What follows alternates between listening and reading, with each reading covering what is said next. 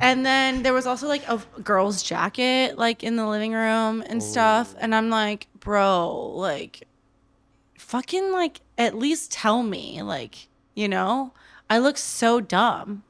Like I look dumb as hell right now.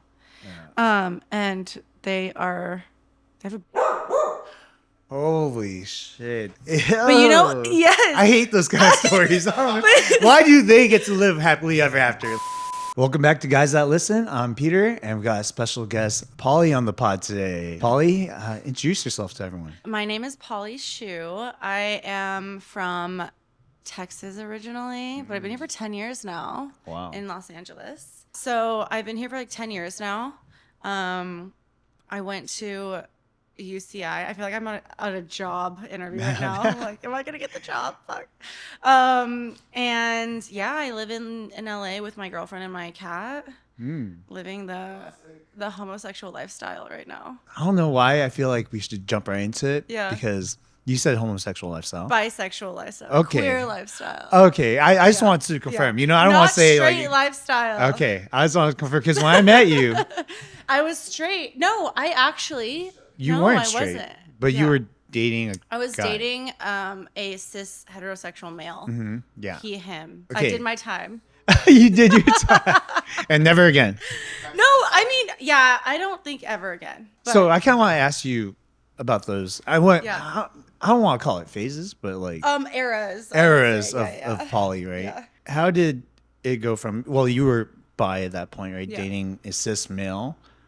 How did it go from that to now? You're like, oh, I'm more on the lesbian side. Yeah. Then. Well, you know what's really funny is that when I first joined the company that basically all of my friends are comprised of now, that's like my friend group just grew exponentially when I started there. Mm-hmm. Everyone thought that I was fully lesbian, like never seen a man before in my entire life because I was dating a woman. Mm-hmm. Lo and behold, I was like, I've never even touched another woman in my entire life. This is my first like queer experience. And so it was like really weird to wake up every morning and be like, I'm the babyest gay that I was like just born yesterday into this like queer world. And then I go into work and everyone's like, oh yeah, you're just like this gold star lesbian. And I'm like, no. Do you know why they thought that?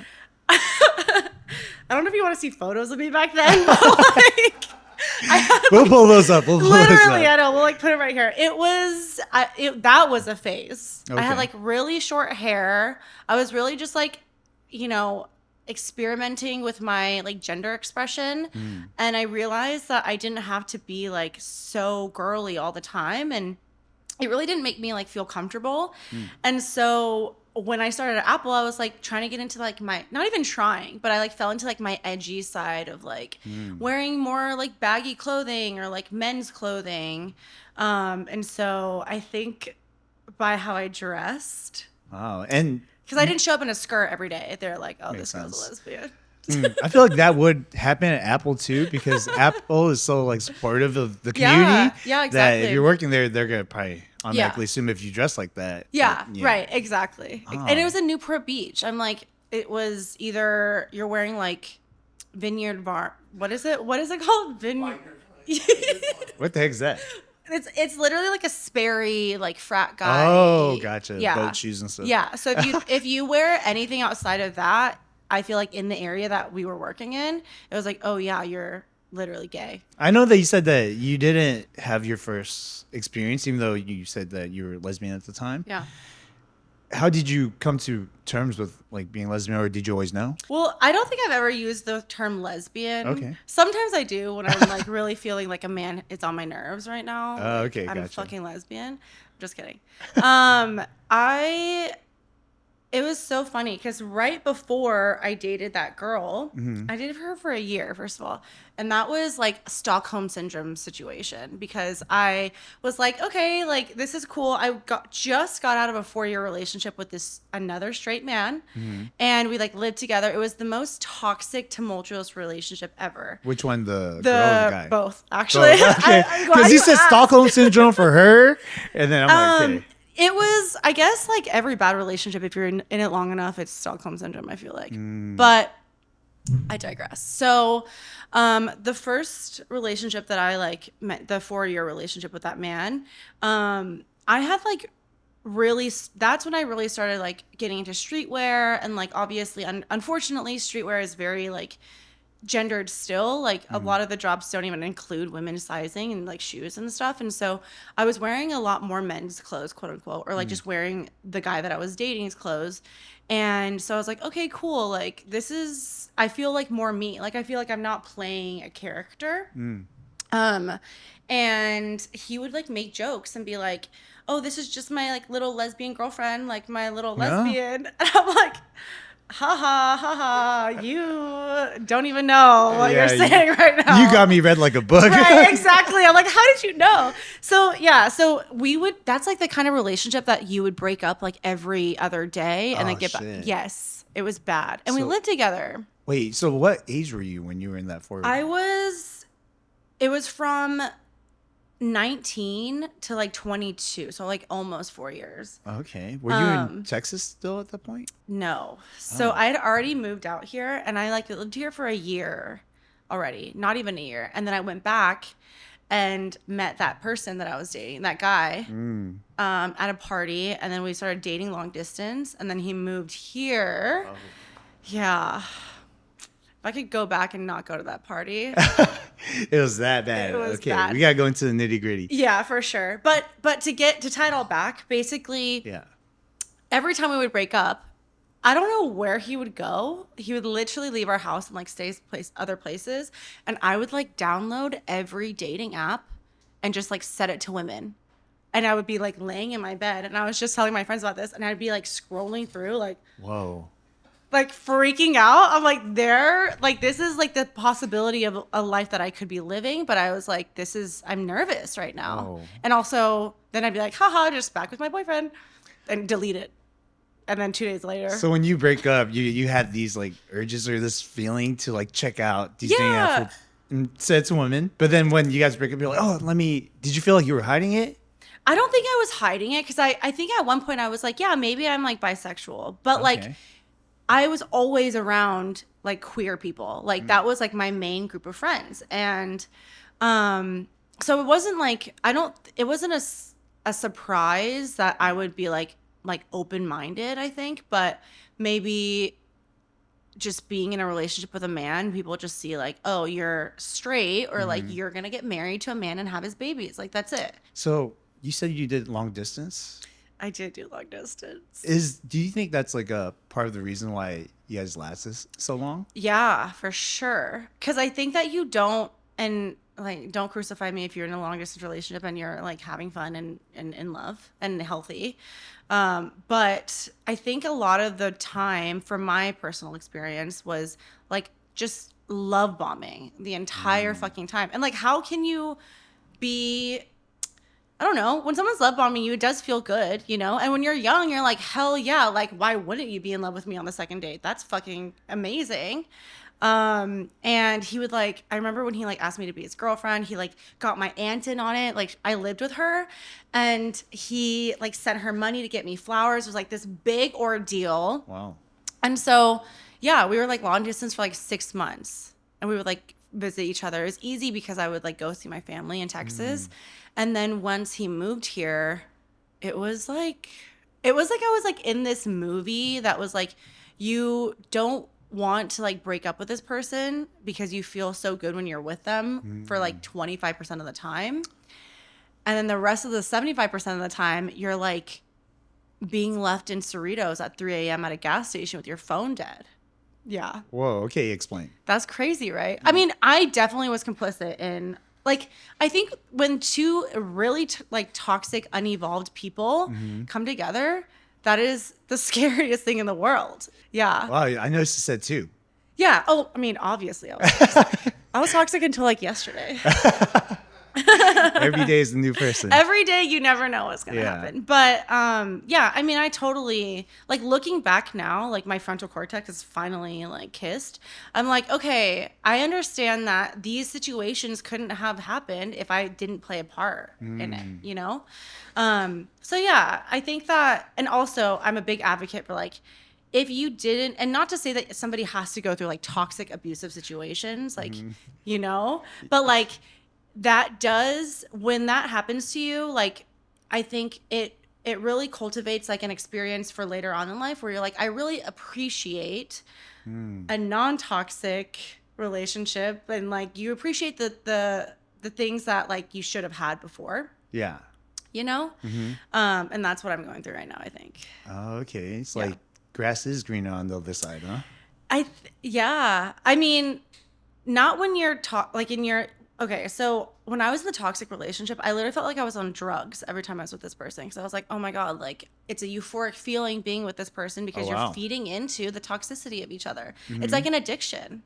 That Have you makes ever sense. experienced that? I have, to be honest. And you know how you said that you guys broke up every other day or whatever? I was in that situation too, but it was like every once or twice a year. Okay. Yeah, but that relationship was like 10 years. Yeah. So it was extended for sure. Yeah. But also, you know, when you get into that rhythm, it's almost like it never stops. So it's funny because, you know, there is like a honeymoon phase, right? And then you have a phase where you guys Absolutely. get along really well and you guys never break up. And then when you guys start breaking up and you notice that it becomes like a pattern, Yeah. it's, I don't want to say that it's impossible to break, but it's extremely difficult to break. It is. Yeah. Yeah. It's because like the foundation of what you've built is cracking every time. And so like you can't continuously just decide to keep building on that same foundation. And I think it really depends on like, also it's very subjective of like what you're fighting about, right? Like if it's like leaving the toilet seat up versus like you do not respect my morals and values, like those are very different. And I don't know how old were you in that relationship? It was 18 till 27. That is so crazy. Yeah. You're like 4 people during that lifetime of that relationship. Exactly. It went through Wow. everything. Yeah. Yeah. I mean, that makes sense though. Like I just said, I'm like a different person every day I wake up. I feel like how people expect a relationship from like 18 years old to like prosper without having some bumps in the road. Like, I don't know how they expect that. Yeah. You know, it's funny because you were talking about that toxic relationship, and now you're in a relationship where it's like, oh, it's so different, right? Yeah. I've heard that it comes usually from getting into toxic relationships. It comes from your childhood, like how your relationship is with your parents. Yeah. Right. And then you find like different attachment styles, whether like they ignore you when you're younger or they tell you things that are like conflicting. Like they love you, but at the same time, they're kind of like standoffish. Oh my God. And then you get that like attachment issue, and then you bring that onto like relationships where it becomes Absolutely. toxic. Yeah. Yeah. I mean, it's like, it's just the trauma is a never ending cycle, I think. Unfortunately. Yeah. Well, that's funny because I literally just had my first therapy session with my old therapist this morning. So I'm like, I know all about that. Wait, what do you mean first Well, session with your old therapist? So I was seeing her like a few years ago, Oh, and okay. then I was like, I'm graduating therapy. Like, I'm fixed. Yeah. And then I wasn't fixed. I mean, I don't think anyone is actually fixed. Mm-hmm. Like, we're talking about like graduating from like therapy university. Like, no one actually is like completely done with growing. And if you are, that's crazy and scary. And I don't want to know you, because we're always changing, and like we're always going through phases or like eras, and in every phase and era, hopefully you have something that makes you feel uncomfortable or that you're working through, because if not, you're just like stagnant, you know? So I realized that like while the issues that I was working with her before are not the same, now bigger things have like come up, or different things, because I'm in a different stage of my life where like I feel, because now I'm 30, like I feel like obviously I've never been this old. But I feel really young in the sense of like I've gotten all the stupid lessons out. Like if I had $5 in my bank account, I would go spend $4 on a beer. Like, and I'd be like, how am I going to get through the rest of this 2 weeks? You know what I mean? So stupid. And now I'm like, I don't let myself get there, because I know that my life, I would rather live not in a reactionary way.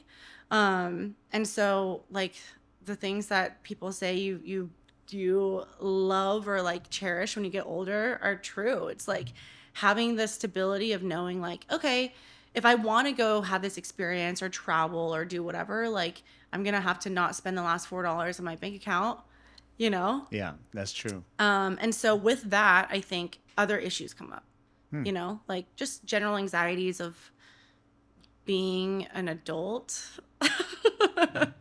And but I'm really excited. She's amazing. So what, if you don't mind me asking, what was the thing that caused you to go back to therapy? I think this is so funny. I'm like, so I'm drinking less now, Okay. which is kind of crazy considering the fact that we were just talking about Hennessy being thrown down my throat. You know that night? Yeah. So that night was the last like feel good thing that I went to, and it was like days before the lockdown. Mm-hmm. I got Hennessy poured down my throat that night. I texted my ex. Oh my fucking god! and I literally, my friends, we went back to my house. I don't remember how I got there, and they found me in my roommate's bathroom, face down, planking. I just got my lips done for the first time, like this.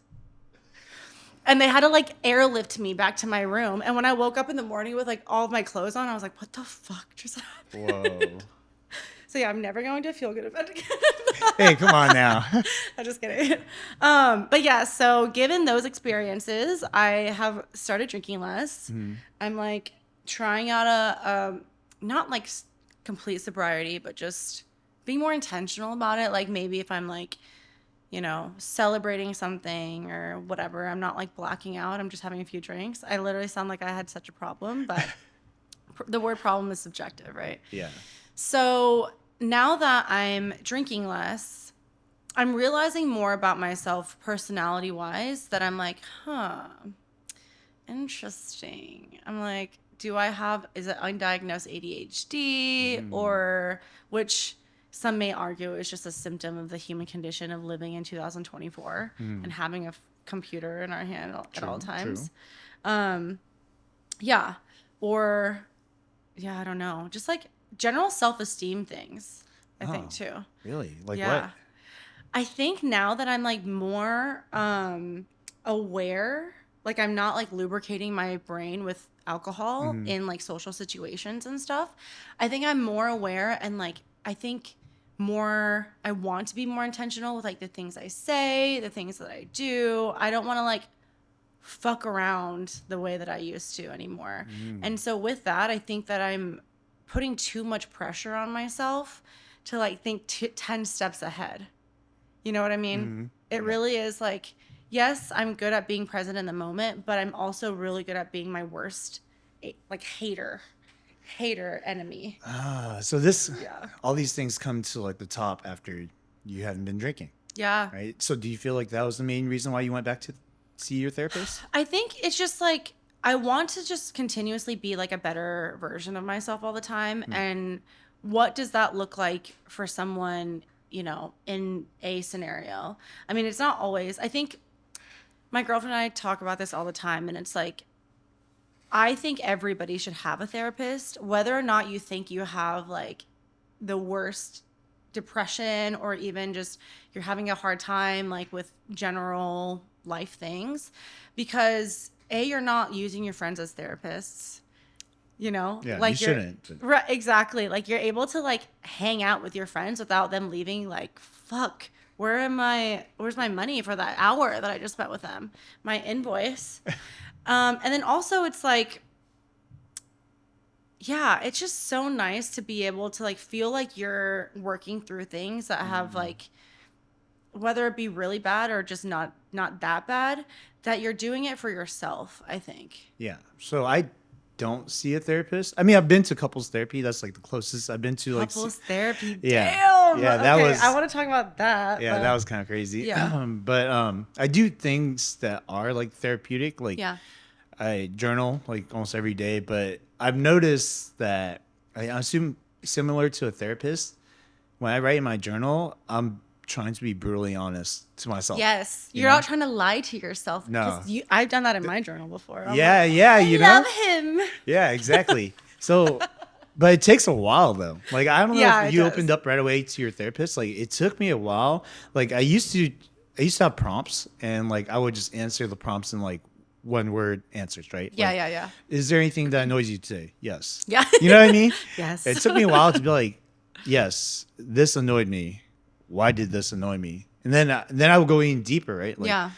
why? Like one of the things I brought up is that, you know, whenever my mom gives me a call, like I'm instantly annoyed. Like before she even says anything, I see her name on the caller ID. I'm like, oh fuck, okay, pick up. Oh, Like, you what haven't is- even talked to her. No, I yet. ain't talked to her You're yet. like, I'm like, what is a mom?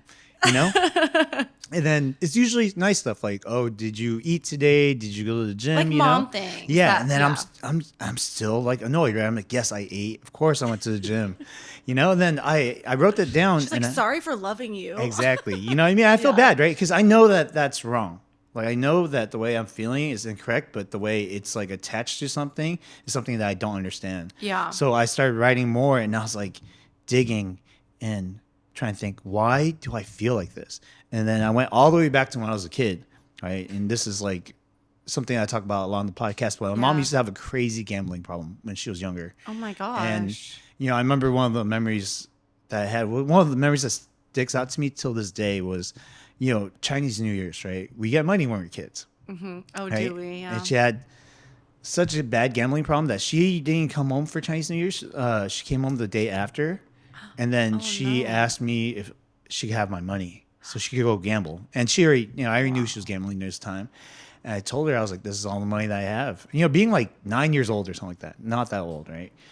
And she's like, no, I really, really need it, you know? And I was like, are you going to go away for a couple days? Because she would go away for 2 or 3 day stints, you know, every Yeah. single time. And, you know, during this time, she's like, oh, but I love you so much. I'll buy you this. I'll do this for you. Like, what do you want to eat? You know, Yeah. basically like sweetening me up, right? Yeah. And I remember that day I was like, you know what? Take the money. I threw it at her. And you were 9? Yeah, and she yelled at me. She took the money, she dipped. Wow. And I could say like now I could see why. Because during that time, every time she would come back for money or anything like that, she would act so sweet. You know, and to me that's what my You're, memory like, attached to correlating that. Yeah. Mhm. Whenever she says like, have you eaten? Like that's what she said when Yeah. it was back then. You know, now I'm trying to like differentiate like the past and the present, but obviously that's carried on, right? It's like a trigger. Yeah. Yeah. Yeah. I think that journaling is amazing, and I applaud you for having the patience. Sometimes I'm like, you know, I have really taken upon like meditating, and I think that that's definitely a version of therapy, right? And Yeah. I think therapy looks different for everyone. It's not always like sitting down and then paying somebody to talk to you. I'm like, God, you're my only friend right now. But I think that when things happen in our childhood, I always talk about this with people, because I think that like it's hard to like allow yourself to realize, okay, I'm not just who I am right now, or because we all want to be the best version of ourselves or whatever. You have to be like humble enough to realize that there are things that kind of like, with lack of a better term, like fucked you up whenever you're younger. Yeah. And yeah, I definitely can see that with my parents. I have a very interesting relationship with my parents. They both came from Taiwan, and they went straight to, well, my dad came to like Eagle Rock in LA, and my mom's family like moved to Texas. And so when I was growing up, like my parents were both flight attendants, so they would like leave, kind of like similar like you, like whenever they would come back, they would just bring gifts and stuff, and then they would leave again. But my issues now that I have, like, I would say hopefully like 75% of them I've dealt with. There's definitely new things every day that I'm like, wow, thanks, mom and dad. This is a gift that keeps on giving. But yeah, growing up, like, I find myself thinking about the way that my parents came here straight from Taiwan. I was raised in a very white, like predominantly white area in Texas. Yeah. And I always had this struggle of like, who am I? Like, because I'm like biracial, and my dad is full Taiwanese, but my mom is half white and half Taiwanese. And so Gotcha. like, I was like, yeah, I'm like white. Like growing up, you want to assimilate into like whatever. You want to be like one of the people, Yeah. right? Or one of like the cool people, and they're all white. I'm like, how do I get there? Like, you know, my Yeah. parents are always like, you can't wear Abercrombie or Hollister. And I'm like, no, I'm going to, because that's what all the white girls are wearing. And I'm not going to eat this like delicious Taiwanese like lunch that you packed for me, because I want to eat that shitty pizza that everybody else is eating. Yeah. And so we used to always like butt heads. And I think that that's definitely like trickled into who I am now. And I have thankfully learned to appreciate my culture more. But it's hard because I feel like I have trauma around the assimilation, or like, I guess what I wanted to be assimilation more than what my parents wanted, because they wanted me to go to like Chinese school and stuff. Have you ever been to like have you ever been in a situation where you're like, okay, I speak this language at home. Why do I have to go into a classroom of like 8-year-olds and I'm 15? Kinda, yeah, similar. Yeah. I went to like temples for like Vietnamese school Yeah, yeah, yeah. basically, and there were older kids and younger kids, so it wasn't like I was the oldest one in the classroom. Yeah. But it did feel weird because I speak the language, and I didn't see why it was necessary to like learn it to be completely fluent, like to Yeah, write. absolutely. Like I'm using Duolingo now to fucking practice Mandarin. I'm like, Oh, really? I'm so embarrassed. Yeah. I mean, I can like have a conversation in Mandarin. Yeah. It was my first language, but unfortunately, like I'm not speaking it with everybody every day, so it's like hard. But yeah, it was like things like that where I like hated my parents because I always felt like they were like weaponizing our culture to like make me into what they wanted me to be, where I was like, I just want to like spend the night at my friend's house. Like I want to be like a normal kid. So I don't know how that relates back to your mother and her gambling problem. But No, you're good. You're good. I'm sorry. No, but that's really tough. Like but really, in full context, it's like, and I'm not laughing at that situation. No. I'm sorry. I laugh at it. Yeah. That's how I cope. Well, So. no, yeah, exactly. But there's I think there's just something to be said about like the way that we're able to get through the pain of how we grew up, because I honestly don't think I would be like I wouldn't be the person that I am today without those painful experiences, but like, fuck, did we have to really go through that to really like come out the other side? Like, like why did I would love to read a book about my life and be like, wow, damn, this bitch went through so much. I'm never going to do that. Yeah. Like learn from other people's experiences, right? Exactly. But no. I think there's pros and cons to it. I mean, there are studies that it's like best for you to have some kind of resistance or tension in your life. It's not supposed to be all smooth sailing, right? Yeah. Because that, people just say, oh, it breeds character. But what it really does is it helps you be resilient when times are tough, because life is, it gets harder when you get older, right? But if you don't know how to deal with it, which I do know a lot of people who are like spoon-fed life, that when they deal with the tiny bit of stress, they freak out. For sure. They lose their shit, right? Yeah. So, I mean... Because they have like no coping mechanisms. Yeah. And my whole life was a coping mechanism. So. Oh, okay. Fair enough. I mean, you said that you're unraveling a lot of things from your childhood with your parents. What's something that you notice that's still prevalent today? In my life or in my parents' life? In your life due to your parents. Oh my gosh. I relate so hard to when you're telling me that your mom, like every time she calls you, you get a little disgruntled. Yeah. Yeah, I feel the same about, like, I have the rockiest relationship with my parents. Like, I never really know if we're good or bad, honestly. Now I know that we're just okay. Like, I don't really talk to them as much as I don't know if it's like should, because it's like, do we really want to talk to people who consistently make us feel bad all the time? Yeah. That's a hard question, because I don't think that the consistent part, right? It could easily be on your parents' side, but also could be something from your side, right? Absolutely. And that's hard, because same thing. If I just look at the conversations that my mom calls me over the phone, I can say she consistently annoys me. Yeah. Right. Yeah. But realistic, if I'm looking at it and I'm looking at the way I treat other people, I'm like, why, when someone else asks me if I'm eating or if I'm going to the gym or if I feel okay, you're like, oh, this is the nicest thing anyone's ever said to me. Exactly. Yeah. And then it goes back to the way I think about it. I'm like, okay, it must be something. It's like what you attach to it. Yeah, exactly. Yeah. Something that I need to figure out and unravel, like, why do I feel this way, right? Yeah, So that's why I have to go all the way back to do that. Yeah. No, I feel that. Like with my dad, I think I talk to my dad like 3 times a year. Wow. And yeah, dude, it's kind of crazy. And also another thing that I was talking to my therapist about. Oh my God, am I like violating HIPAA laws right now, like on myself? Okay. Hypothetically, if I had a therapist, I would have had a session where we talked about how our parents are people, like they're Yeah. just regular, actually human beings, right? Like, and so I think that my biggest issue right now with myself, like to kind of tie it back to what you're saying, is that I'm realizing my parents are just dudes, just a girl and just a guy walking down the street. You know, if I wasn't their child and I didn't like know them in this life, they're just a regular person down the street. And another layer is that they're actually like separated now. Like Oh. they've gotten divorced since I've like moved, I've lived out here, but it's pretty recent, like in the past 5 years.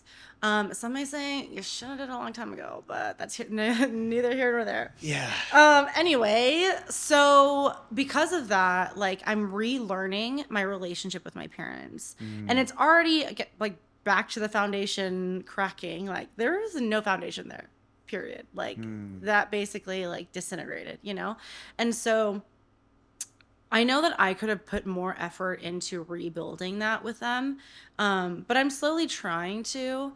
It is just like how it's like the intersectionality of like the traumas that I've faced with them, but also me wanting to still know them and get to know them in this phase of their life. Yeah. And that's such a weird thing, dude.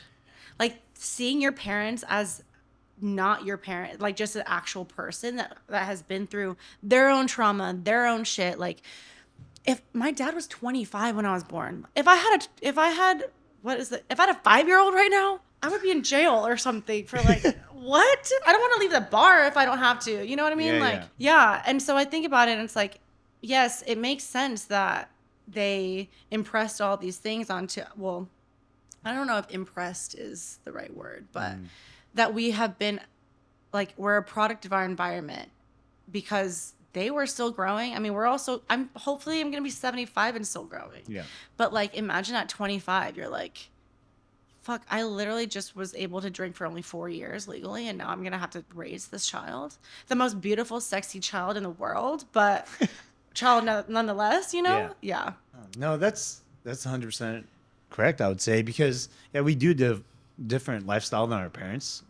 Like for me, my dad was 28 when he came here, and my mom was, I think, 19. Oh, So shit. they were really young. And, you know, this is like fleeing the country, right, from war to like come to like a different country where you don't speak the language. Yeah. And then you're trying to help your kid like not only survive but thrive, right? And that's hard when you don't understand the country and how it works. Right. And the reason why you came is because you hear it's like the land of opportunity. But what does that mean? Oh, what Right? does that mean? And at the same time, you don't want to lose like your culture, similar to your parents, I'm assuming, right? So they like try to instill all these things that they learned as like, Because that's the only thing they know. yeah, Yeah. And it's not like they're like going to how to be a white American parent 101 classes, you know? And I wouldn't want them to be, but yeah, it's just like when you're young, you don't think about, hey, fucking 15-year-old Polly, like, why don't we cool it with the attitude right now? Because your parents are literally just trying to survive and also raise you. yeah. But now that my soft spot has like hardened over, I'm able to see that, but only after some years have passed, you know? I want to ask you, you know how we talked about you theoretically having a 4-year-old or 5-year-old. Yeah. If you had a kid, how would you raise this kid differently? Oh my God. How long do you have? Okay, so the way that I would raise my child differently, I would cultivate a relationship with them where, like, yes, I'm still their mother, but there's that foundation of trust that not only, like, if you tell me I'm not going to fly off the fucking handle, but trust in, like, that I'm still trying to be the best version of myself and I'm not stopping my life to become their parent. Because I think that that's how a lot of, like, just, I don't know, like, a lot of hate, like, harbors that way. And I mean, my parents, like, specifically did not have a good marriage and they really took it out on me. And so I would make sure that, like, every relationship that revolves around that child is a positive and conducive one to, like, a growing atmosphere, right? Not where I'm going through my traumas and everything and I'm just like dumping onto that child. So, okay, it sounds like to me that you'd be more honest and open to them, right? Because at least what I'm getting out of it is like a lot of parents, when they're raising you at that age, like 25, my dad 28, mom 19. Were you born here or were you born there? I was born in Malaysia. I was born Oh, on the nice. way here on a boat. Damn, Yeah. that's crazy. Yeah. Wow. So we came around on the boat, right? So Yeah, that's yeah. insane in itself. I didn't even think about how crazy of a travel that was. Yeah. I fly to Texas. I'm like, oh my God, this is like the longest travel day I've ever had in my life. Yeah, exactly. And we got So good. crazy. Yeah. So, my parents, like, they didn't know anything coming here. And for me, it's like the reason why I feel like I have so much, like, I don't even want to say the word resentment, but like maybe just frustration with them was because when I was younger, they just acted like they knew everything. Yeah. Right? Which I think I understood why, because, as a parent, you want to be like this authoritative figure. Right. You know what I mean? Especially in an Asian culture. Like that's Yeah. all you know. Yeah. Yeah. And even if they don't know, maybe they were uncertain, and I just didn't see it as a child. Yeah. You know what I mean? But Yeah. they got to act like they wield with like an iron fist, right? Well, I mean, as a child too, like any adult, you're like, oh, they literally know what they're talking about. Like, yeah, they can do no wrong. Mm-hmm. But they can do Exactly. some wrongs. They can. And that's when you kind of accept them as human beings. Right. Like, oh, Yeah. crap, you're just like another person. And you're Yeah. doing your best. And, with the limited amount of resources, especially if we're talking about immigrants, it's not like we've been here that long. Yeah, Right? bro. I know. Well, like my mom came here when she was 17 and my dad came here when he was, I think, 15, Oh, I wow. believe. Yeah. So they were like, that's a very formidable time in somebody's Mm-hmm. life, right? And so like I know my mom specifically was like definitely dealing with like racist trauma. And growing up, I was like, we'd be driving on the highway and she's like, that person, what's it called? Cut me off because I'm Asian. I'm like, how the fuck? You think that they're like this Asian woman about to fucking cut her and Yeah. her car of 2 kids off. Like, I'm like, I mean, I wouldn't put it past Texans. Texas, I love you. I'm so sorry. Now I understand. She said that because like of all the racism that she's experienced, especially because my step grandfather was a white guy that was in the Navy and he was like stationed in Okinawa. So they like moved to Okinawa and she lived on like a naval base and she experienced so much racism there. Oh, wow. And I think especially because like being biracial, I think there's like this innate sense of like, I don't even know where I fit in. Your identity crisis, basically. Oh my God, my whole life has been an identity crisis. Like, and for her specifically, like, she looks so Latina, like it's crazy. Really? Like, yeah, like living in Texas, people would just walk up to her at Walmart and like start speaking Spanish to her, and she's like, "I'm sorry." At this point, I'm like, "Mom, fucking learn Spanish." At At this But, point, like- you might as well learn the language. Right.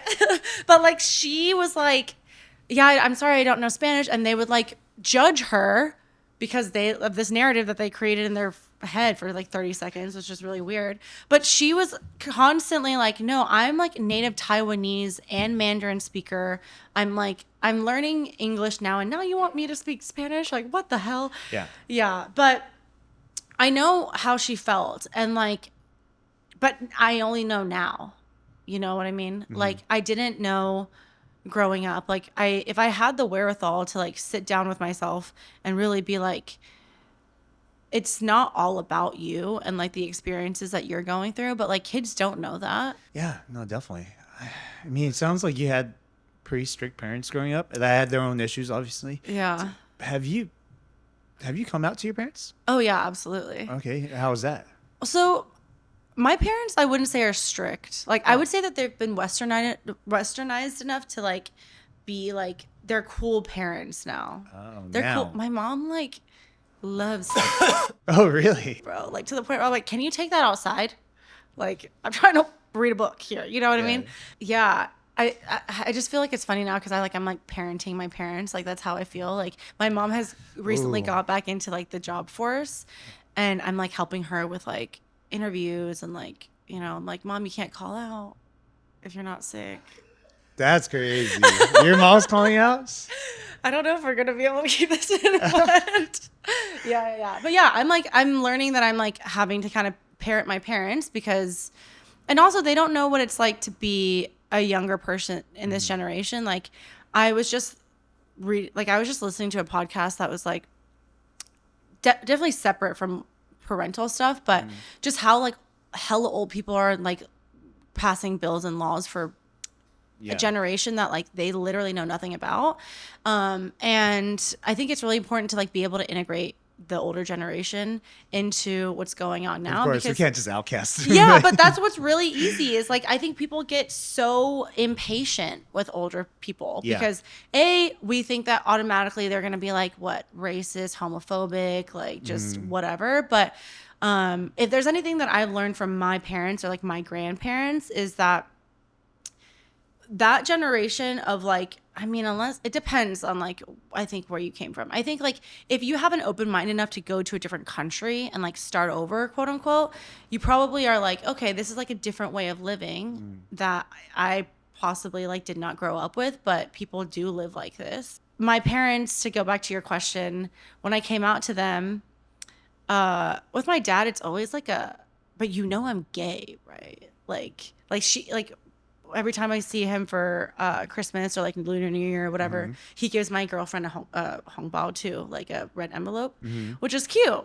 And like obviously he knows that like we're dating and we live together. But when I first came out, it just was like this unspoken thing with my dad. And then my mom was like, she's gay. Oh, She's really? so gay. I love my LGBT daughter. Like, Wow. yeah, like she outed me to my whole family. That's crazy. Yeah. She's super supportive then. So, oh my God. Okay. So growing up, like I'd always been, even in like this super small town, like very, very white, very, very like heterosexual. My best friend to this day, their name is Philip, and they're a non-binary, like very queer person. They never had to come out in high school because everybody was just kind of like, yeah, we get it. Whereas me, I was like, I'm the GSA Gay Straight Alliance president, but I'm an ally. Yeah, I was a big ally then. Gotcha. And my mom, like we like talk about this story all the time. We went to the mall in Texas, my best friend Philip and my mom and I, and we're like sitting in the food court and we're eating. And my mom just like, and we're like high school, right? My mom looks at them and is like, you know, you can tell me anything. I'll be here for you no matter what. Wow. And I'm like, in mid eating my burger, like, Mom, what the fuck? Like, Your mom's a cool mom. She is a really, really cool mom. She's really open-minded and really accepting of everyone. Oh. And so, yeah. So a little too accepting, I would say. Like, don't out people, you know? But, Oh, really? yeah. So would you say your relationship with your mom is better than your relationship with your dad? It is because, like, I don't think my dad...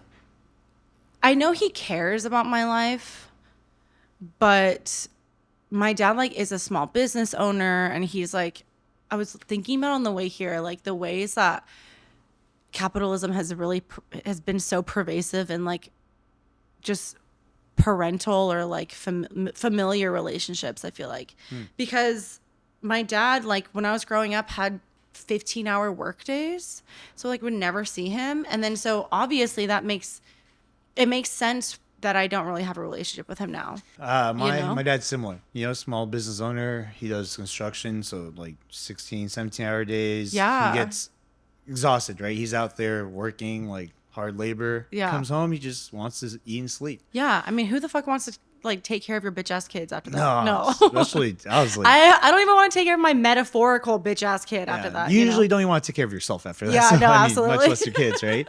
I did, you know, in hindsight, like when I was a lot older, I understood why he did it, because he wants to provide like food on the table and a roof over your head. Yeah. But what he didn't understand was that I told him later on that I wish he would stop working so much. Like, we didn't need like that big of a house. Like, I would rather you know, just been home for Christmas. You know what I mean? Hear it as like, I'm so ungrateful right now. Exactly. Everything you did, I hate. But that's funny because parents are assuming that those are things that you want. Right. Right? Because they don't know you better. Yeah. They assume that you want, like, especially if you're being in America. Yeah. Or you're in Texas, like, you want a big house, right. like, all this space and stuff. Like, no, we really don't want that much. Yeah. I'm like, I wanted a hug. Yeah. Like that's all I wanted, Yeah. actually. Yeah. And it makes sense. I mean, like exactly what you're saying. I know that when my grandpa like brought my dad's side of the family here, it was probably really traumatic for my dad. And I think that he was just like, I'm gonna give my kids and my wife like a better life, and that's obviously like why we do the things that we do, is like hopefully to leave the world better for the next generations to come, whether that be your children or just anyone in general. Yeah. But yeah, I'm sure that he was like, I saw my dad struggling so badly, and I don't want that for my family. But what is the price that you pay for that? It's like you don't really know your family. Also, in Asian culture, it's like almost you don't even need to know your family. Yeah. It's blood connects us, right? Blood's thicker than water. I don't even need to know what the fuck you're doing or how have you been for the past year. Right. But we're family, so therefore we're connected, and even your friends can't be that close to you. Yeah. I think in our generation it's a little different. I see my friends as the family that I've chosen. Right? Family. Yeah. Yeah, And that's because I absolutely. could not get that closeness from my immediate family. Yeah. So I sought it somewhere else. Yeah. Yeah. So you know how you said that you were talking about foundation and Rocky Foundation, and seeing that your parents are like split now, do you feel like you had an idea of what a strong foundation looks like in relationships? I think everything that my parents' relationship wasn't. Oh, so you just do the With opposite. all due respect, honestly, and even with like how you asked me about children, like child rearing is is yeah, I use that term all the time, child rearing. But yeah, I think that a lot of my learning was like understanding that like while now I know my parents did the best they could. Have you seen that meme that's like, it's like a blunt and the beginning is like, oh my God, I'm like having so much fun. And then the very end is like, my parents were just doing the best that they could in the No, moment. that's funny though, but no, I haven't That's seen literally it. how I feel sometimes. I am appreciative for everything that what they went through. Just wanting to make sure that their relationship worked and stuff. But now that I'm older and like I'm able to have a sense of like understanding of what didn't work whenever they were together and what does work now that they're divorced and don't speak to each other. Like, I want to have a relationship where like I'm going to go to my partner and have, even if I'm like expressing a qualm that I have about them, they're not going to respond in like screaming. Like, like immediate screaming. Yeah. Like I want them to be able to, and I think that's like the bar's low. Okay. Bar's Yeah. very low. I'm like, just listen to me for 5 minutes.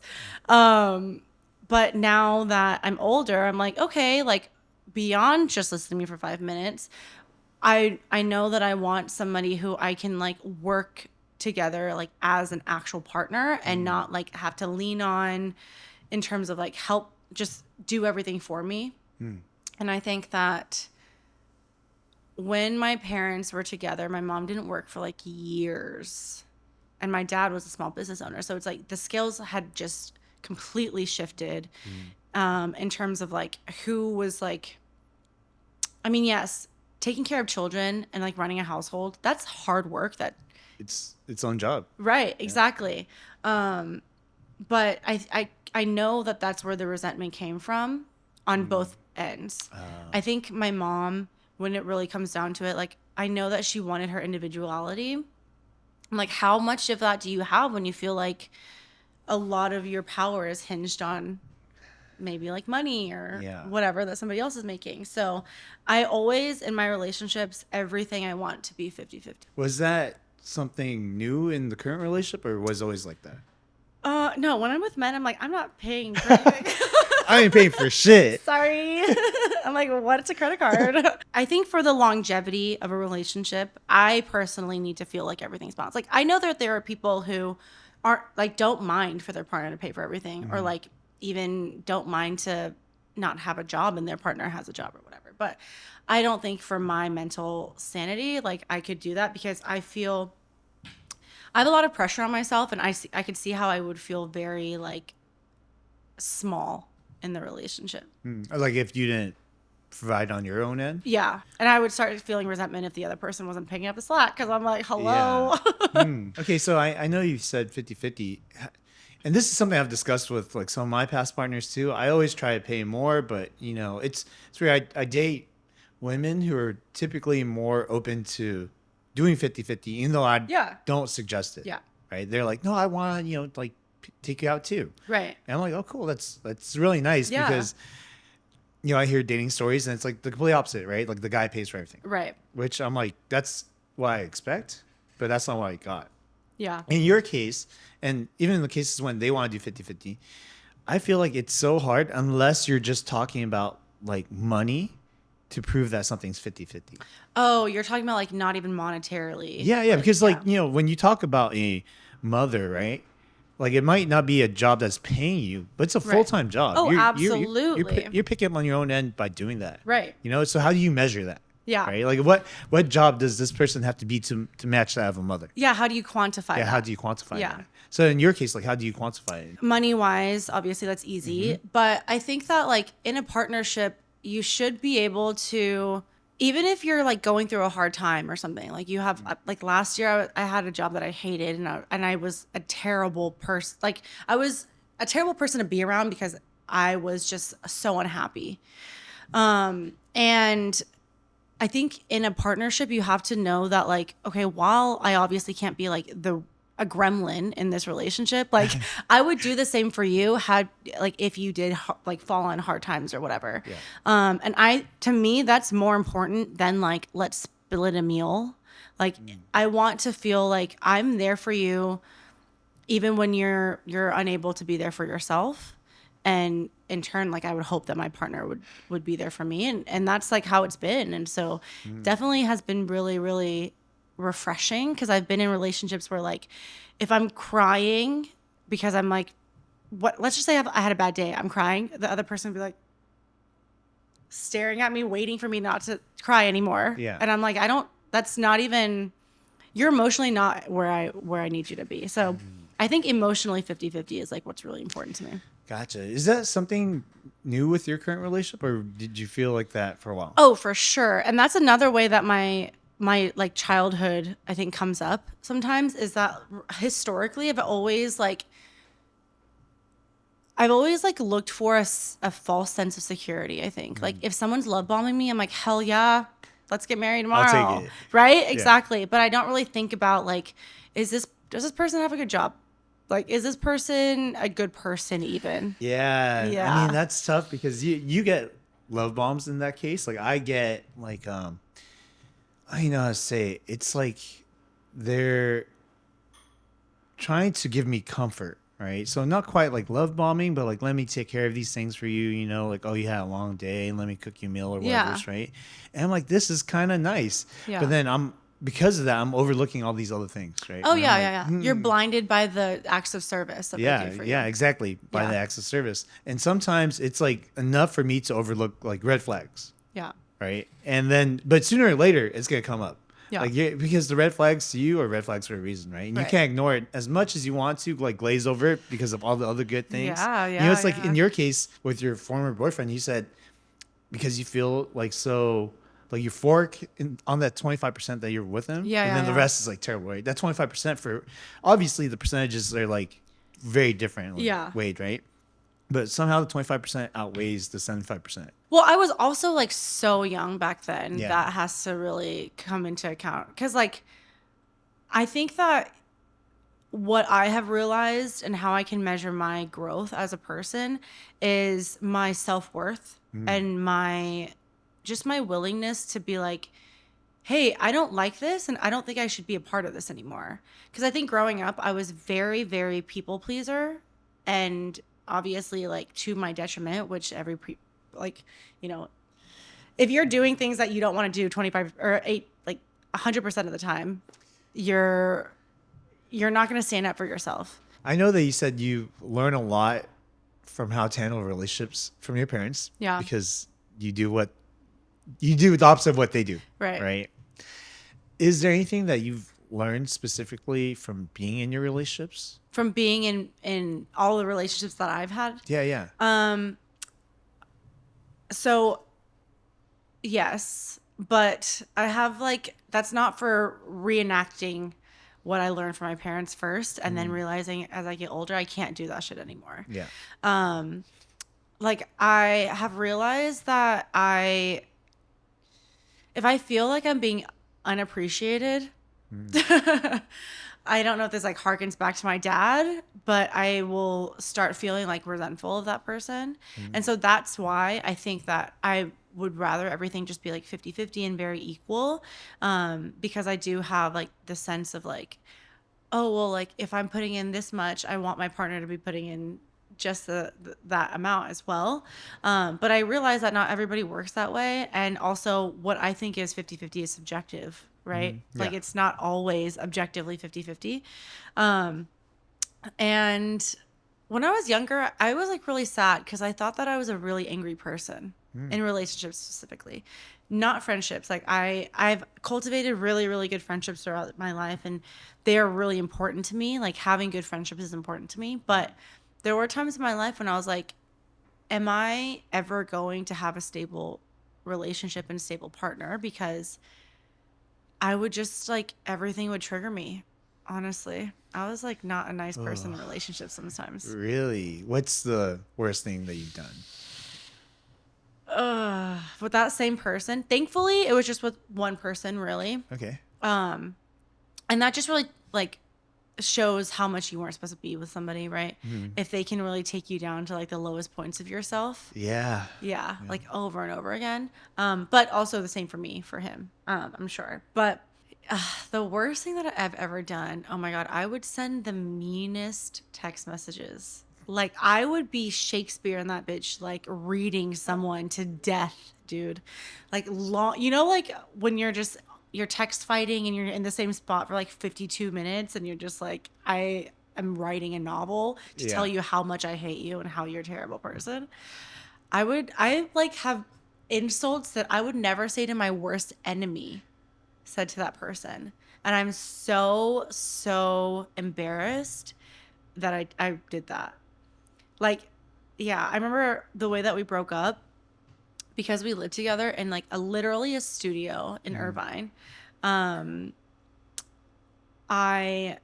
were in a fight about something and I was like texting him like really mean things.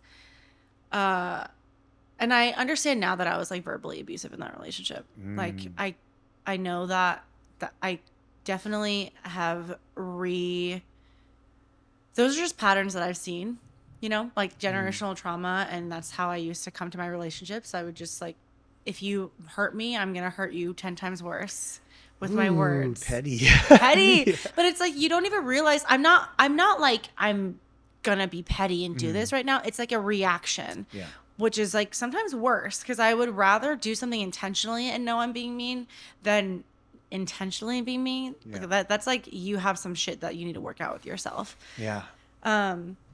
So I wrote really mean things. I texted him really mean things, and then I came home and I thought my apartment got broken into, but he literally just packed his shit and left. Oh wow! Holy shit! And that was the last. That was the last time I saw him. Well, I did have to like give his stuff back. Holy cow! But you know what? Now you guys were already broken up. That's why you No. said those mean. Oh, you guys deemed breakup. Yeah. You just said mean things. I mean, that was probably breakup like number 75. Okay, fair. But we were like in a fight, and I said that. That's yeah. So embarrassing of me. You know how you said like you know how you're not supposed to be with that person because if they're able to bring you down to the lowest point like over and over again. I actually was on the opposite side of that, where my previous relationship, she told me that she didn't like the person that she was becoming when she was, or the person that she was when she was with me, and I didn't understand it because I just put the blame on her. Mm-hmm. Right? That's where I was wrong. It's easy to do that. Yeah, it's the easy way out, right? Yeah. And I realized that I was wrong for that because the reason why I thought that was because I wasn't really necessarily saying anything or doing anything to like cause it, but that was actually the problem. Mm-hmm. Was that I was kind of stonewalling her. Oh. And just kind of like being like avoidant and like, ignoring her and stuff. Do you feel like you have avoidant attachment style? I don't feel like that, but I do. I've taken a test and like I'm secure. Yeah. But I also I think I just have a hard time when I always say this, and it might not be true, but I just think about things logically, I guess. And because of that, I don't take into people's like emotions, right? So when, let's say, the other person is insecure, right? And I try to do whatever I can to reassure you that the insecurity is not a big thing, Right. because like this is not true, like I'll show you, like I have nothing to hide. Yeah, yeah, yeah. I'll be fully transparent, right? And I'll talk to you about anything that you want to talk about. But after I've used up all my energy and it's still there and I'm still getting pressed on the situation, Yeah. I'm just like, all right, well, I did everything I can. You can think whatever you want to think. I'm not going to even talk to you about it. And that's like Yeah. an issue on its own, because now she's probably feeling like she's left alone, Like abandoned. right? I'm not here for her, but at the same time, I'm exhausted of explaining myself. Yeah. And it's like a weird thing, which made me realize that we weren't good for each other. Yeah. I feel like it's a communication thing. It is. Right? Because it's like if you're saying the same thing over and over again and the person's not receiving it, it's just like you guys are speaking two different languages. Yes, exactly. You know what I mean? And funny enough, she had wanted me to reassure her in ways where I felt like it was a little bit too much, too extreme, like whether it's like blocking people. Oh, I've been there. Yeah, I understand, because I've been there too. When I was Yeah. younger, I did do things like that. And the way I approach relationships now is that I don't tell anyone to do any of those things. Right. Because if you're going to end up doing something that's You're going to bad, do it anyway. you're going to do it anyways. Yeah. It doesn't matter. That's Blocking exactly them, how it's I not feel, that hard though. for them to unblock someone. It's not that crazy. Literally. Right? It's like in your case, right? You delete the apps, but then you would download it again. Yeah. It's not that freaking hard Yeah. to unblock this person. Yeah. So it doesn't really stop them. And it's just, we'll talk about some guy stuff now. Oh, Where like, no. guys are at least very controlling guys are very big on like, oh, I don't want my girlfriend coming out dressed like this or Yeah. like that. Right? I don't want them going out like to a club or a bar or whatever, because they feel like, oh, what if something happens? Yeah. I'm But like, it's going to happen. If yeah, it's going to happen regardless. I'm Yeah. like, if it happens, thank God, I'll know sooner. Yeah. Right? I don't want to take away temptation because I'm fearing that my girlfriend will fall into it. Yeah. I don't want to think like that. Right, I want right. them to like get tested, and then they'll pass with flying Yeah, colors. you can't like keep somebody in a cage. No, you can't. Have you ever been cheated on before? I have. Okay. But it's something I learned about way after. So when I was, and it's funny enough, I saw it coming, but I didn't really question it. I Yeah. think I was just at that point so over what was going on. So this was, when I was younger too, and I used to love giving people benefit of the doubt, right? When I was younger, she was hanging out with this guy and this group of guys like a lot. I was just like, okay, whatever. She met new friends. Yeah. We're in high school, no biggie. I'm not gonna be that controlling boyfriend, But it was like she would choose time with him over me, right? And then I was like, okay, this is kind of getting weird. And then we broke up. She broke up with me. She said something about like not wanting to be with me anymore. Yeah. So I didn't think anything of it. I was like, okay, well, you don't want to be with me? I'm like that too. Or you don't want to be with me? That's great. Like, I don't have to be with you. Right? It's very I wish easy I for was me. like that when Oh, I was younger. really? I'd be like, no, I'm going to prove to you that you want to be with me. Oh, really? Freak. That's freak Ooh. behavior, dude. Years go by, and then one of my friend's aunts she used to hang out with like my friend's aunts. Uh-huh. And yeah, one of my friend's aunts, she loved me. So she would talk to me here and there, and she was like, oh, yeah, like she like cheated on you, right? And I was like, oh, no, I didn't know. But also, I'm not sure that I felt anything by her telling me that, because Yeah. it had been so long Because gone. like years ago, years later. Yeah, it's weird. But also, going back to when we talk about childhood things and how you process it as an adult, it may seem like it's not there, right? But it still could be very much underlying, Yeah. right? I like to think that it didn't mess me up in any way, but maybe it did. Maybe in some ways I'm not as trusting, even though I do feel like I'm still very trusting, maybe a Yeah. little bit too much. I'm the kind of person. So to kind of give you an example, my ex-girlfriends, so especially one of them, I told her that if you ever have a crush or any feelings on any guy, just let me know. Tell me. Yeah. Just tell me, And whenever I tell people that, Yeah. and I was like, yeah. I told her, I was like, I would tell you the same.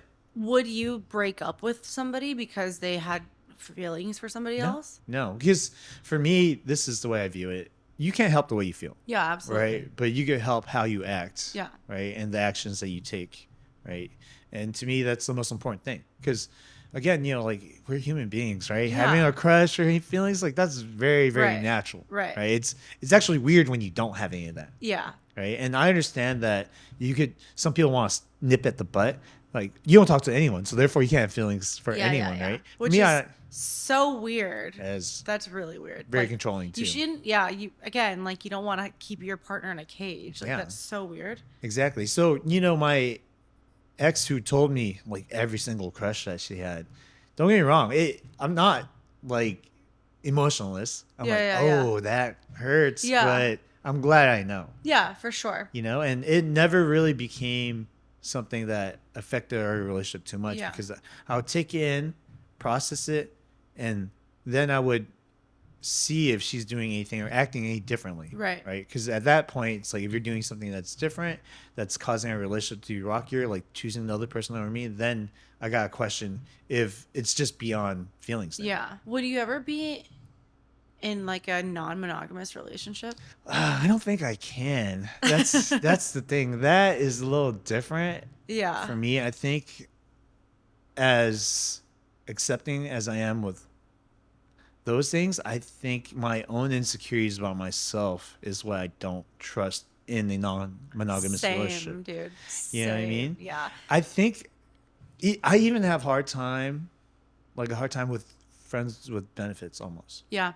Kind of, I see. but also maybe it's just like something that I think my own personal opinion, but I have like a weird, for like a better word, like a ick when it comes to like, oh, you're doing things with someone else too. To me, I'm like, I don't want. Like when somebody is like dating multiple people at once. Not even just the feel, but like the physical part. I don't want to think like, oh, I just kissed someone else. You know what I mean? You just kiss someone else. Like to me, I'm like, I always thought that was kind of weird. Like you have another man's tongue in your mouth right now. And like you just came to see me after him. Like that's strange. And I've actually gotten myself in that kind of situation before, funny enough. And it was like involving like at least 3 other guys. And I was like blindsided, right? I had no idea it was happening.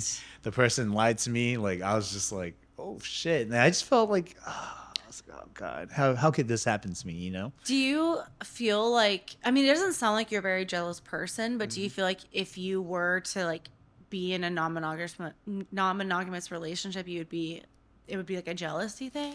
I don't know. So I think just like purely physical. I think if I got to picture myself in a non-monogamous relationship, right? Because that's crazy to me. For me to be in it. I mean, I understand that other people can do it. I don't mind that. I get that. Right? Yeah, same for me. Yeah. Honestly, yeah.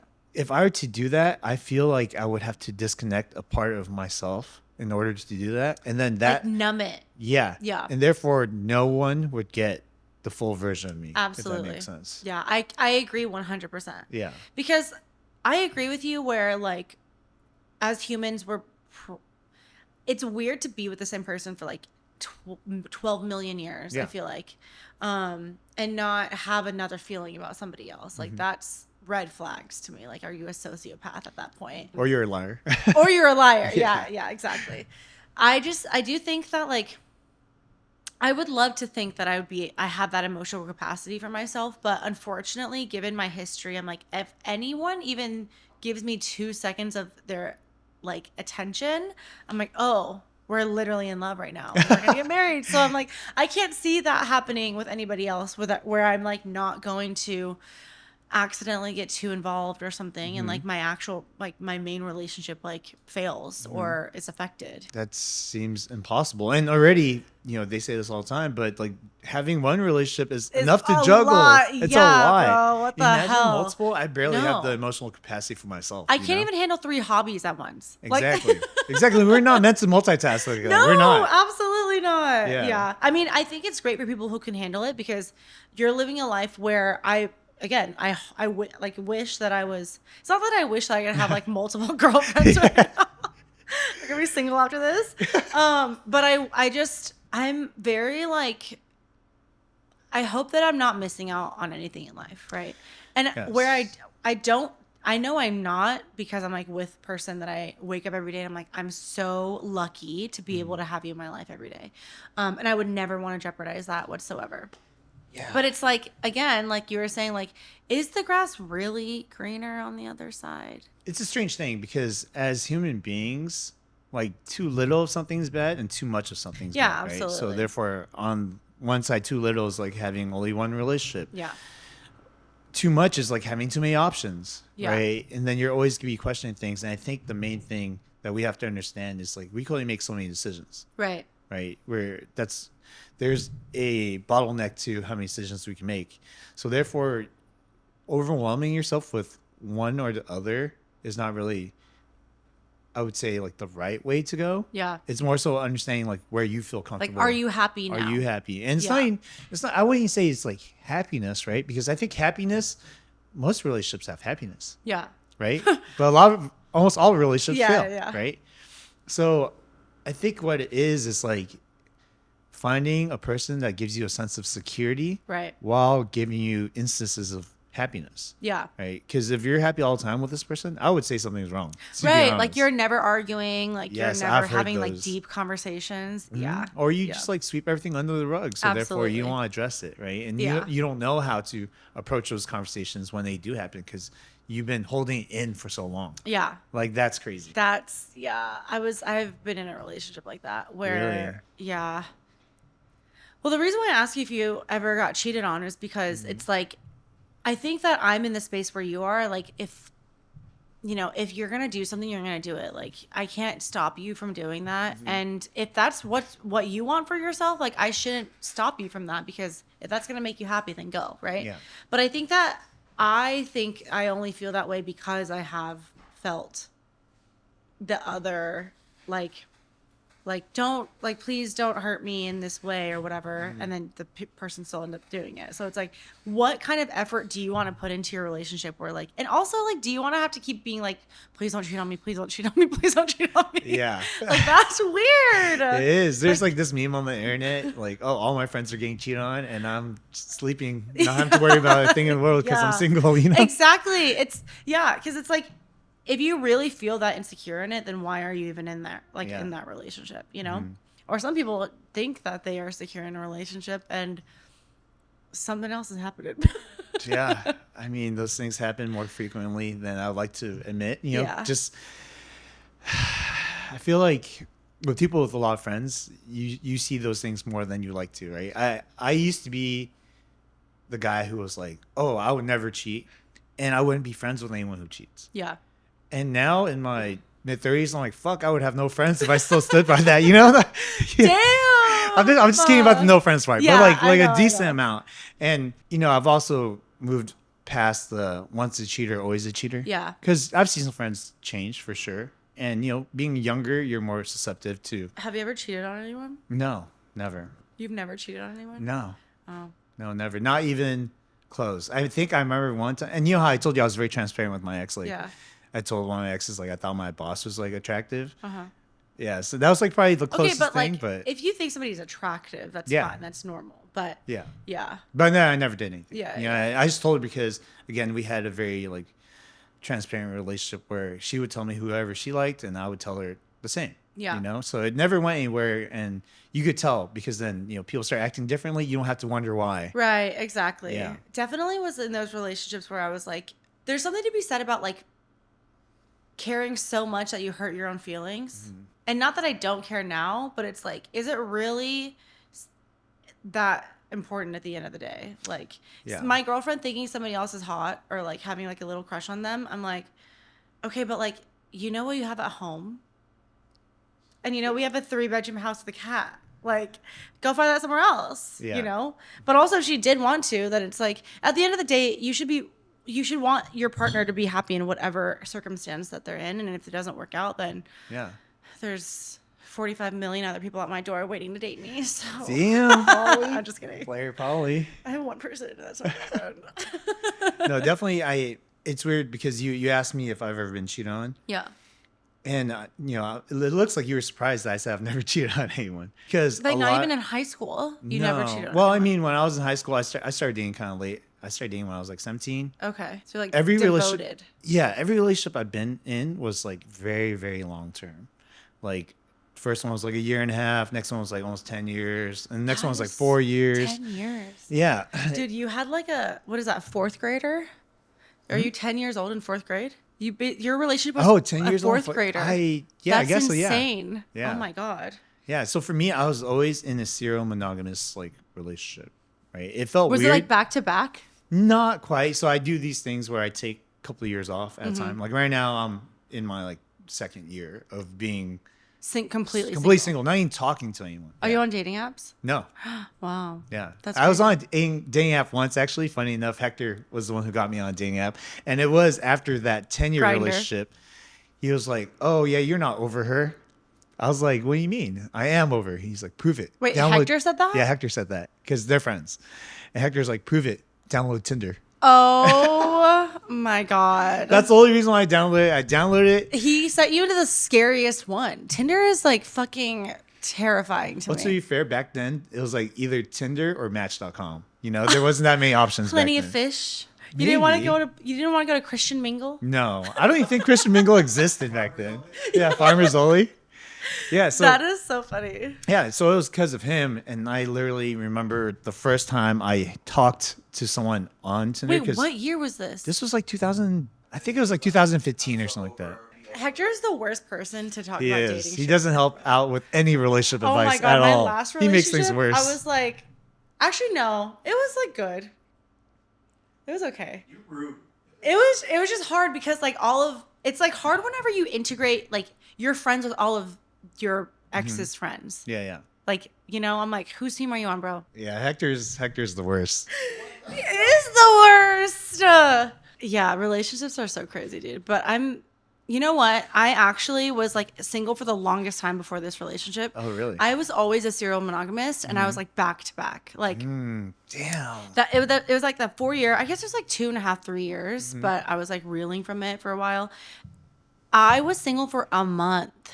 And then I got into that relationship with that girl that everybody knew to be my like one and only wife, apparently at Apple.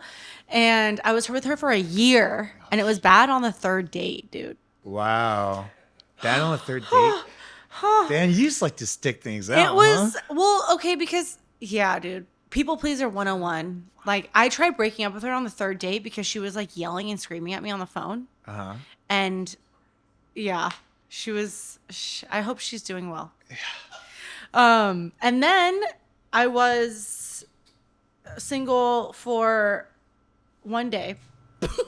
Wow, one day? Holy shit. How do you find someone in one day? It's been 2 years for me. You gotta give me some tips. Well, you know what? I will just say that the only times I've ever cheated on somebody is because the relationship was fucking terrible and I didn't know how to get out of it. So I used somebody else as like a lifeguard. But yeah, Oh, wow. I would not recommend that. Use your words, you know, be truthful with. Well, I will say that I tried breaking up with her like really like 5 times. And she was like, no, I'm at your door right now. And I'm like, okay, you can come inside. That's so crazy for people to do. Like, don't come to my house if I don't want to talk to you. Yeah. Have you ever done that? You've had somebody do Have that to I you. ever done that? No, I don't think I have. But I have experienced something Yeah. similar. You know, not like they show up. Well, they did show up in front of my house one time, but I wasn't home. But I was home, unfortunately. yeah. I've gone something else where it's like, if you don't see me now, I'm gonna do something. Yes, and that that's to me just is like, so ugly. yeah, and you don't know how you feel because at one point in time, you guys were great. Yeah, You know, and you don't wish something bad upon this person that you cared so much about. absolutely. So to hear that some physical harm might come their way, it makes you feel guilty, you know? Oh, like they were gonna harm themselves. Yeah. Oh shit. You know, and that's why, you know, that's the first time I've talked to that person about that before, and they said they would never do anything like that. So to me, I'm like, okay, I must be the variable that's changed. So maybe it's my fault. Was it a long time ago? It was a while ago. It's been a Yeah, while. because I have definitely said things like that when I was in high school. You know what I mean? Like they when, were well out of high school, but Okay, yeah. I mean, it also depends on like where you are emotionally, like Yeah. like how mature you are emotionally. Because when I was in high school, I had the emotional maturity of a peanut. Okay, I literally thought everything that happened to me was like end of the world. Woe is me type Yeah. Well, I mean, I don't know. A lot of the things I did not deserve, but a lot of the times I was like, this is going to be the end of me. You know, I'm not one of those people that can just feel something like service level. I'm like, if I am going to be a part of this relationship, I'm going to kill myself over it. Oh. Yeah. But now that it's like leveled out, Yeah. you know, it's good. You don't feel like that anymore, do you? No. I like, if for some reason like my girlfriend and I didn't work out, then, you know, I have the emotional maturity now to be like, it was you. I gotta use that. I gotta use that one. No. I can understand like why two people wouldn't want to be together, or even if one person didn't want to be together. Yeah. And like, you know what? That's just not the way that my life was supposed to turn out, you know? And I'm so glad that the people that I ended relationships with in the past, they didn't work out because I mean, imagine if you married everybody that you dated. Like, No, there's no way. No, There's no absolutely way. not. And that's like, now I'm very good at letting go. Yeah. Like before it was so difficult. Like the 10-year one, I gotta say, Well, was that my one- fucking fault that even lasted that long.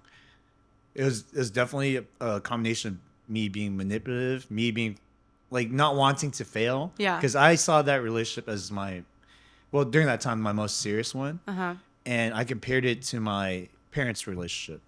Are your parents still together? No, they've Okay. been separated since they divorced when I was 16. They were separated since I was like 8 or 9. I see. So it was a lot of drama going on Yeah. for a long time, you know? And I want to, so what I learned from my parents was that love is not enough. But I didn't learn that till later on. Yeah. So what I wanted to prove them wrong on was with that relationship was that love is enough.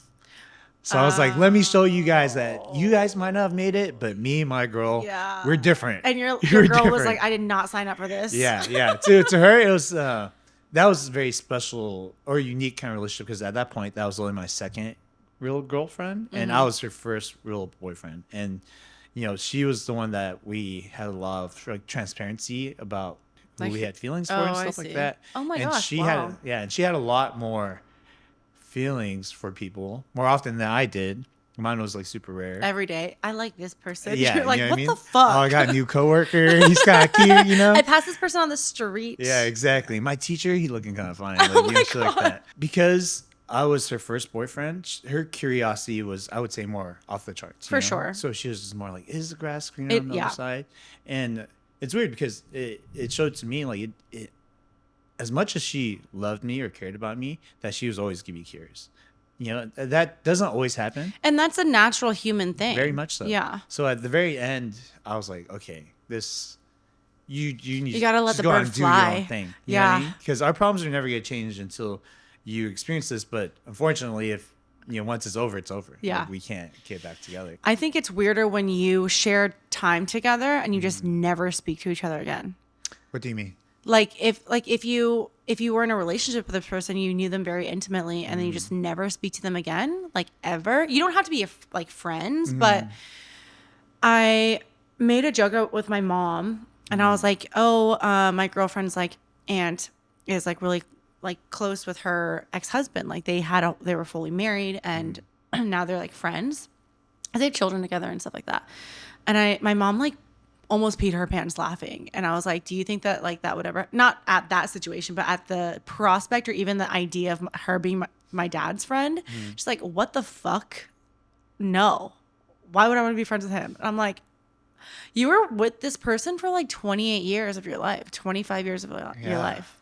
That is like, that makes me more sad. Like, it's not that I want them to be like together or whatever. I'm like, Yeah. please don't ever like fucking even be in the same room together. But I want to know that like somebody that I spent so much time with, who knows me so intimately, more than like some of my friends do, would like at least be okay with seeing me." Yeah, unfortunately, that's not the case most Yeah. of the time, right? Yeah, I have yeah. friends who are broken up and they avoid each other like the plague. That's so, Like, oh, yeah. is this person gonna be there? I'll it's leave. like, it's how traumatic was the relationship. I don't know. I don't even think it was really that traumatic. I think Yeah. they just have a hard time controlling themselves, and I think that's the issue. It's Controlling like, themselves, like if they see each other, like whether they would like it's fight or they would fight like or anything kiss. else, Oh. Yeah. Yeah. I mean, it could go both ways. It can. You know what I mean? Like, Would they fight or would they kiss? in that case, they probably would kiss, to be honest. But yeah, so I think that's really the fear is like not being able to control yourself and how Right. you feel. That's why people can't be cordial when they like see each other, especially when you have like same friend groups and stuff like that. I am so glad that I don't have that. I don't ever have to worry about that with any of my exes. Wow, that's crazy because you told me you have some toxic exes. No. I don't ever have to worry about seeing them. Oh. Yeah. No, like But we do you don't. think you can see them and be cordial? I mean, I did one Oh. time. One time. And it was fine. It was weird, but I did. I've never seen my really toxic ex-girlfriend because I think God's like, you don't need that in your life. You've done your time already. You've done your time. And then the That's other enough punishment. one, I mean, okay, the thing is, I sound like I don't hate any of my exes. Like, I think I sound like I like have harbor resentment for them, but I really don't. I just, when I think about the time in my life when we were together, I know that I was a different person, and I hope they're all doing well. And that's what I wanted to say about that. That's very mature of you. Yeah, I think that's definitely a sign of maturity because I know, when we're younger, it's like, fuck that bitch, you know? Oh yeah, absolutely. Yeah, I mean, 100%. like I wish them well, but I don't wish them that well. You know what I mean? At least you're being honest. Yeah. At least you're being I honest. hope they're like healthy and stuff. But. So, I mean, now that you're in this relationship, I know it's theoretical, but let's say Yeah. like you guys are not together anymore. And this seems like a very healthy relationship compared to the ones in It the actually past. really is, yeah. Would you say you could be friends with her? It would be really hard to see. I mean, I think depending on how we end, like if it was just cordial and it was like just based on like, differences. Yeah. I mean, I would love, she's like actually the coolest person that I know. Oh, wow. Like she's so yeah. I'm sorry to everybody in this room. Sorry right to the now, audience watching. it's because she's like so funny. She is so well read. Like I feel like I learned a new vocabulary word every conversation that and all of my friends, I'm like, get the Merriam-Webster out, bitch. Like, but also it's like she makes me feel like I want to like do better in this relationship. And so even if she did cheat on me for some reason, hopefully she's happy with that person, but wow. maybe I feel like it just depends on how we end, but I would love to have her as a friend. Have you ever dated a friend? Yes. But I don't ever I actually recant that. No, Oh, I don't ever think that the specific one that I'm thinking about ever started out as friends. oh, what do you mean? The last person that I dated before my ex, I was dating somebody when I first met them. Oh, okay. That was a really bad relationship. That was like the first girlfriend that I had. And I worked with this person. And so like while I was like, oh, this person's really cool, like we're friends, like I was like, okay, I like this person. And also like if I was in a secure, healthy relationship, this would have never happened. So it was on the other person. Is there? No, I'm kidding. But it also, yeah, I like to think that I like to say that we were friends just because I was solely in a relationship. But now thinking back to it and having the revelations of what like my friends have told me, because everybody thought that I was a lesbian, right? Like literally gay. Nobody thought that I had ever dated a man before my entire life. And so I had heard that this person was like, oh, like made comments like, oh, I'm going to like turn her. Oh. So that's not a friend thing that you would say. No. And I think it's the first time I've ever heard of a guy saying that to like a woman. Usually it's like I was born gay and they're like. Usually I would hear it from like my gay guy friends who's like, I'm going to turn that straight guy gay. You Right, know? But, exactly. You're never reversing the Uno card in this bitch. So I don't really count that as friendship. Yeah. Because you're not respecting my relationship that I'm already in, even though I don't even respect this relationship. and you're also, I'm like, it seems like I feel like an object at that point. Okay, yeah. Because I don't think that you would make your friend feel like that. You know what I mean? Yeah, I don't think that there was ever a foundation of friendship. Because his intentions were different. Absolutely. Oh, okay. Mine were pure. That relationship really did fuck me up.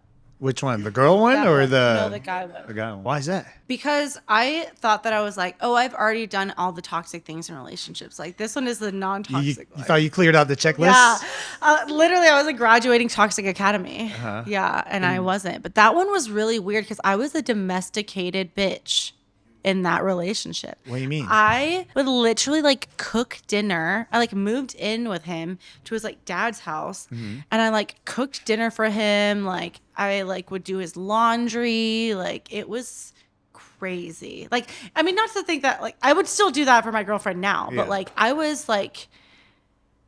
I would like leave whatever I was doing to go do that. Oh wow. That's weird, dude. That's like lobotomize me.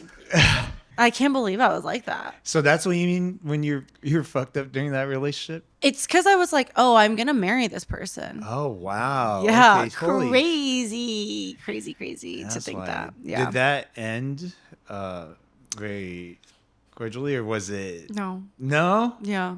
What happened? Basically, wow, this is crazy. Okay, so basically, what's really crazy is that I found out that my parents had like something really scary and like mental healthy happened with my parents, and that was the same day. So I was like driving home crying. I get back and I'm like crying on the couch and he's like staring at me like this. And then I'm like, what is going on right now? Like usually like I would get a hug. You know what I mean? So then he was like, I don't think these things are working out. And I'm like, what? Wow. What the hell? My parents are like, I don't think things are working out. My boyfriend's like, I don't think things are working out. I'm like, what is working out right now? Holy shit. Yeah. And so I was like, okay, like this is fucking weird. So I was like, we like lived together, but I still had my own apartment. So I like went and I was like, I'm just gonna stay at my actual house that my name is on the lease. What Yeah. the fuck? I like literally can't even believe I was living like that.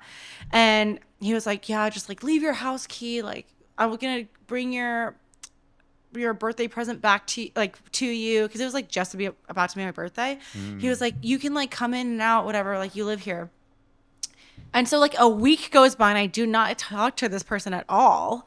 And I'm like, what the fuck? So then I go over there. God, I cannot believe I'm saying this like on. Yeah. So I go over there. This was like 5 years ago now. And I am like in our room and like on the nightstand, I had like a photo of us, right? And it's like face down. I'm like, that's kind of weird. Interesting position for that photo to be in. Maybe there was an earthquake or something. Yeah, maybe like he hit it on accident or something. Yeah.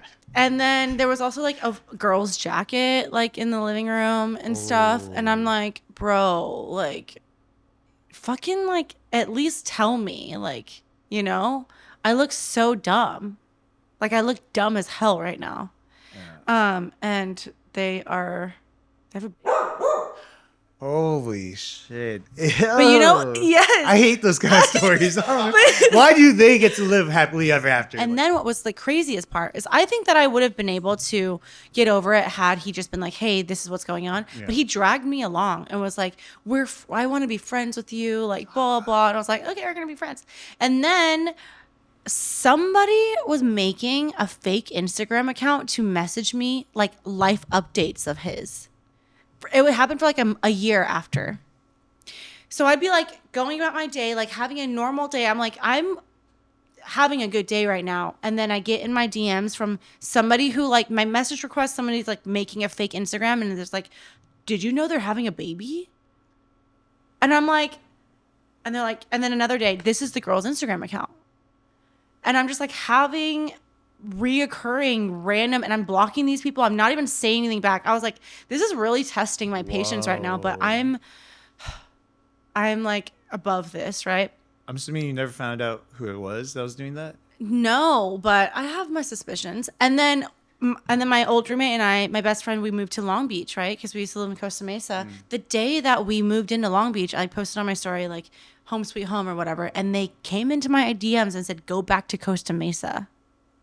So it was just really weird. Long story short, I could have gotten over that relationship a lot faster had I been able to just not been a part of that. Yeah. That was weird. Yeah, that's rough. Do you That was feel, really you know how I weird. talked to you about earlier how I got cheated on, but I didn't find out till like, Yeah. a while Yeah. later? Do you feel like if it was enough time that it wouldn't have affected you as much? Oh, absolutely. Absolutely. And it's also like, don't be fucking avoidant and just say, like, hey, I found somebody else or I like someone else. Yeah. We need to end this. Because, like, you're stringing me along because why? You feel like you're going to hurt my feelings? Like, no, what hurts my feelings more is me being like, what the hell is going on? Yeah. You know? And so after that relationship, I was single for like a year and a half because I'm like, like, I want to be able to be over this situation, not even the person. I'm like, you're not even like whatever, but it was a situation and I wanted to be over it before I started dating again. Yeah. And you feel like the year and a half got you there? Absolutely. Oh, nice. Absolutely. Yeah. Hmm. And the reason why I asked you if you had ever been cheated on is because I feel the way that I feel now in my relationship where like if she does find somebody else, like that's complete like or if she was going to do something like that would like break my trust or whatever, it's really more on her than it would be on me. But I only feel like that because I've been through this relationship. We're working through it. Yeah. You know, it's not perfect yet, but again, there you go. Yeah. And I hope everybody that I've ever had a relationship with or whatever, like I hope they're doing well. Yeah. And I hope that they grew from that. I think feeling like that really shows that you've moved on. You know, Yeah. I think when you hold on like resentment and some kind of like bitterness, it shows that you haven't moved on. No, yeah. And it's just weird because it's like if It you is kinda did weird. love this person one time, like why wouldn't you want them to be happy? Yeah. You know?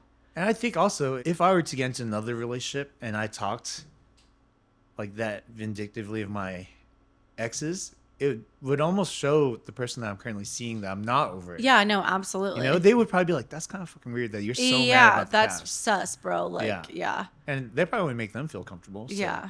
yeah, that's why I hope that I'm in a place now. Not saying I'm gonna get a date anytime soon, but like if anything comes, you know, if any opportunity arises that I'm interested in, that I wouldn't bring up my exes in that kind of light. Right, You know what I mean? absolutely. Like, don't get me wrong. I'll still be truthfully honest. Like, yeah, some things were toxic, right? It's, Yeah. That's just I'm just being honest, right? Yeah. I'm not saying it was perfect at all, but I'm also not gonna be like, oh fuck this person. I hope they have like the worst life ever. Right. Because that's also just like if for some reason all of your exes like you hate them and you wish that you like blah blah, you're the common denominator. Like Ooh. that is a direct reflection of you. Yeah. You know, like you Ooh. willingly put yourself in those situations. Yeah. Ooh, I hate hearing that word. What? Common denominator. Oh, yeah, because yeah. all my friends are always like, at first, all my friends who have known me for a while, as they see my dating life like progress, they're always like, oh, you like crazy women. And I'm like, I guess I do. And then after a while, they're like, oh, I don't think that you They're like not crazy women. crazy. Like you're making them crazy. You're the common denominator. I'm like, Damn. there's no, well, maybe. I think it's just that we, in our past relationships, just did not find the person that like we worked well with because I'm still the person that I was in my past relationships. Like I'm more of an evolved, understanding human being now that I have more patience and I can sit in my emotions. But I still have those tendencies that like made me react the way that I did before. But I have found somebody who has more patience with me, and B, like I have worked on those things, you know? It's really like, okay, maybe this person didn't work out because it was like the time in your life when you decided to be toxic or whatever. Yeah. And I have not been toxic for a while now, so Good for you. my girlfriend's like, bitch, what the fuck? Yeah, she's a liar. Yeah.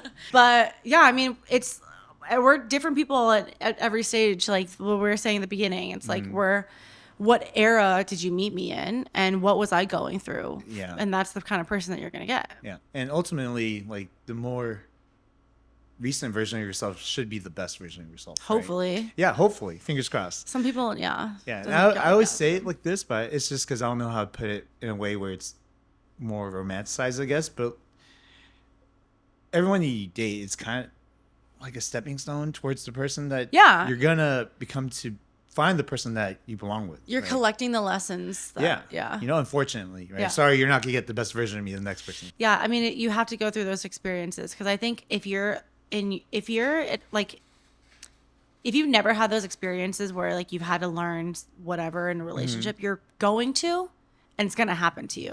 So it's Yeah. probably going to happen to you in your next relationship. Yeah. So I'm glad I got those out of the way. Yeah, I agree because one of the things, I talked to you about like allowing my, shouldn't say the word allow, but being okay with my significant others going out to a club, dressed however they want to dress, and like talking to people even, like I'm like that for most parts of my relationship. Like I'm like, okay, go experience this, go experience that. You know what I mean? And let's see how things pan out. Yeah.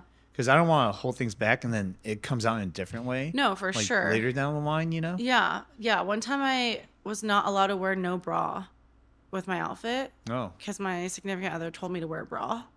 I was like, this is oppression and this is what is wrong with America right now. And I'm like, yeah, I think that's an underlying issue that just came to a head with whatever I was wearing. You know what I mean? Yeah.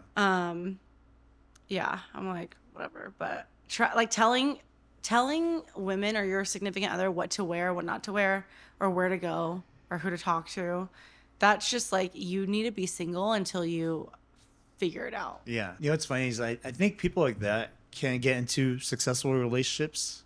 They just have to be with the person that already does those things. It's a Mormon person. Yeah, I guess like a Mormon They just have to be person. Mormon. Yeah. See, that's the thing. It's like to one person, I think you could view it as a flaw, right? For instance, like my past relationships really want to spend a lot of time, want all my affection, things like that, which I can't provide. Yeah. And I was like, damn, it's a little bit too much for me. But I could see her being with someone who does provide her exactly that, right? And to him, that's not a flaw. That's actually something that she deserves from that person. Yeah. Right? And I think that's how you find a relationship that really works well, because I don't think trying to change a person is the most effective way of finding the person. No, that's you should like be literally with. so weird. It is. I think what it is almost like trying to find a shortcut. It's like, you're not quite the person I want you to be, so let me change you to that so that way it fits. Yeah. Yeah. It's like you knew who I was when you met me. And funny enough, most of the time, if you do change for that person